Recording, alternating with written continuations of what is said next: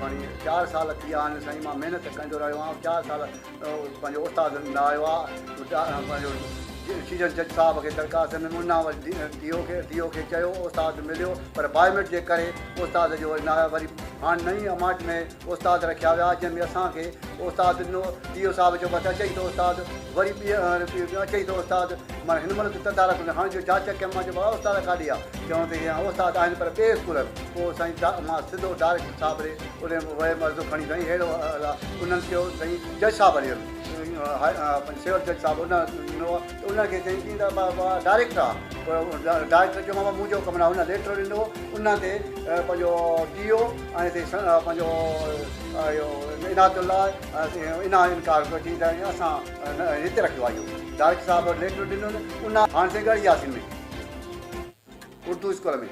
हा कोरट वियासीं, कोरट साहब ॾिनो आहे, उन चयो उनजे भलाईअ सां असांजो हिन महिल ताईं असांजी वरी डायरेक्टर साहब जी बि महिरबानीअ सां असांजो स्कूल जी माना तदारक थी वियो आहे साईं। हाणे असांजे इहो ई आहे त महिरबानी करे असांखे उस्ताद सुठो ॾिनो वञे, जो असांजे ॿारनि जी तालीम हासिलु कयूं। असां पंहिंजो हिन दजाली दौर जे हिन जे करे असां महिरबानी करे असां स्कूल खुली वञे त असां ॿारनि जी ज़िंदगी असांजी न आहे त असां बुख हड़ताल करे बि पिरस जे अॻियूं वेहंदासीं। असां मुड़दासीं न स्कूल हर हालत में। डायरेक्टर साहब खे बि चयो आहे, पंहिंजो उन बि ॾिनो आहे लेटर।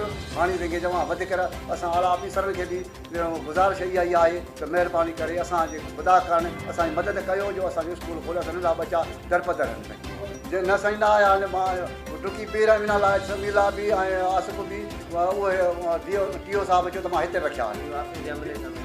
सम्झी असां इन्हनि जे करे साईं जिन खे गुज़ारिश था कयूं त असांखे महिरबानी करे मां पंहिंजो उस्ताद ॾिनो वञे। सरदार अली शाह, मिनिस्टर एजुकेशन जनाब अकबर लगारी, सेक्रेटरी एजुकेशन जनाब डायरेक्टर एजुकेशन गुलशर सिमर खां साईं जिन खां इहा असांजी गुज़ारिश आहे त गोश्त मोहम्मद जुल मारवाणी गुज़िरियल 4 सालनि खां स्कूल बंदि पियो आहे। गुज़ारिश था करियूं त स्कूल खोले ॾिनो वञे जनाब आला। जीअं त IB टेस्ट पास जा 2 उस्ताद मुक़ररु पिया विया हुआ, पर इहे DO ऑफिस जे अमले सां मिली करे आर्डर बदिलाए विया, पर जज साहब ऐं डायरेक्टर साहब जी मदद सां उहे 2 उस्ताद नाले आसिफ़ अली ऐं समीउल्लाह जा नए सिर आर्डर कया विया, पर इहे 2 उस्ताद स्कूल न आया। उन खां पोइ डायरेक्टर साहब 2 उस्तादनि खे नौकरीअ तां फ़ारिग़ करे छॾियो। लिहाज़ा असां ॻोठ वारनि खे महिनती उस्ताद ॾिनो वञे। उस्ताद न ॾियण जी सूरत में प्रेस क्लब जे अॻियां बुख हड़ताल कंदा।